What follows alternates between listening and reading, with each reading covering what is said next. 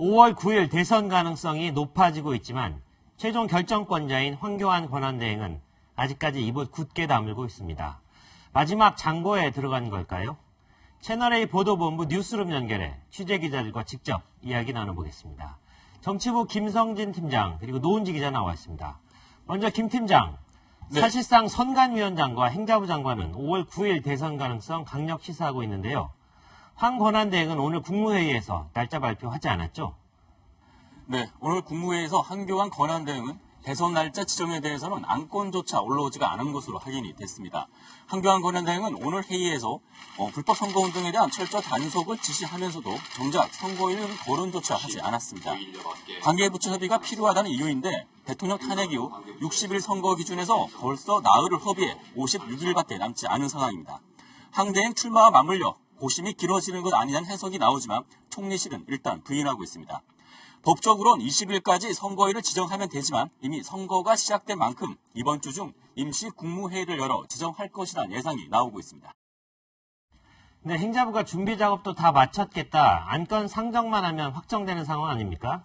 오늘 안 정하겠다는 결정도 어젯밤 늦게 나왔다고 하는데, 자, 노은지 기자, 설사 황 대행이 선거일 확정한다고 당장 사퇴해야 하는 것도 아닌데 이렇게 미루는 이유가 있습니까? 네, 황 대행이 출마를 결심한다면 선거일 30일 전까지, 그러니까 5월 9일이 만약에 대선일로 유력하고 확정이 된다면 4월 9일까지 그만두면 됩니다. 사퇴할 수 있는 시간은 넉넉하다고 볼 수가 있겠는데요. 대선인을 지정하는 날 대선 출마 여부와 관련해서 명확한 답변을 내놔야 할 가능성이 높기 때문에 자신의 결심이 서지 않아서 미루고 있는 게 아니냐, 이런 관측이 나옵니다. 네, 이미 야권에서는 각종 경선 일정을 확정한 상태인데, 자, 그러다 보니 민주당에서는 불만의 목소리가 나오고 있는 것 같습니다. 네, 그렇습니다. 정작 선거일 지정은 미루면서 황교안 권한대행이 대통령 기록물 이감만 신경을 쓰고 있다는 얘기를 하고 있습니다. 먼저 야당의 얘기부터 들어보시겠습니다. 황교안 대통령 권한대행 국무총리의 정권 뒷설거지가 요란합니다.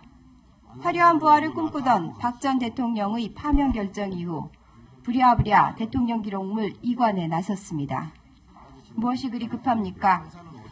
네, 이것이 왜 중요하냐면 앞서 특검도 청와대 압수수색에 실패한 만큼, 그런데 주요 자료인 대통령 기록물 지정이 되면 앞으로 30년간 이것을 열어볼 수가 없습니다.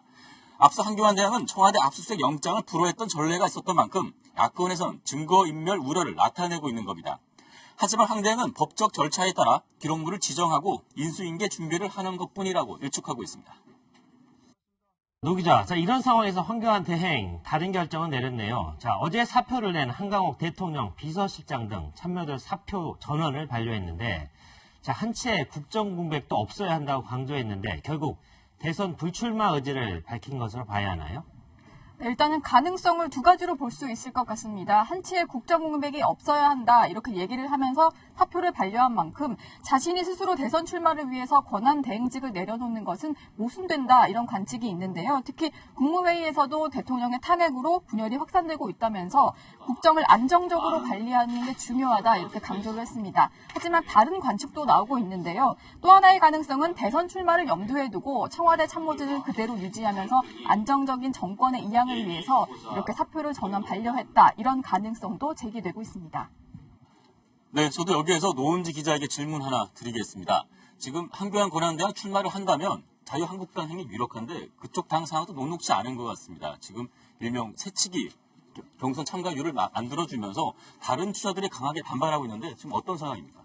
네, 일단은 당 입장에서는 지지율이 미비한 후보들은 예비 경선에서 조금 정리를 하고 본 경선에서 황교안 권한대행이나 홍준표 경남지사 같이 지지율이 좀 나오는 후보들을 붙여서 흥행에 성공을 해보겠다, 이런 전략인 것 같은데요. 일단은 이 경선룰을 그대로 유지한다는 게 당 지도부의 방침입니다. 그래서 여기에 반발한 이인재나 김문수 등 일부 이제 출마 선언을 했었던 주자들 같은 경우에는 불참하겠다고 선언을 한 상태인데요. 이런 와중에 탄핵 반대 단체의 출마 요구를 받고 김진태 의원까지 출마를 선언한 상태입니다. 이 애국 시민들이 내미는 손을 저만 살겠다고 뿌리칠 수가 없었습니다. 훌륭하신 우리 당의 선배님들에 비해 능력도 경험도 부족합니다. 하지만 진실에 대한 열망, 자유를 위한 투지만큼은 그 누구보다도 뒤지지 않는다고 생각합니다. 지금까지 한국당 주자는 10여 명에 이르는 상황인데 이 경선룰 내용이 깊어지면서 어떤 식으로 경선이 진행되게 될지는 조금 지켜봐야 되는 그런 상황입니다.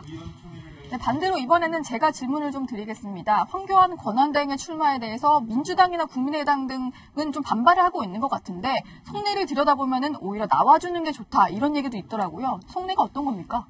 네, 지금 뭐 두 가지 이유가 있는 것 같습니다. 일단은 한교안 권한대행보다 지금 권한대행 차순위자인 유일호 경제부총리가 선거 관리를 하는 것이 보다 공정할 것이다. 그런 기대가 있고요.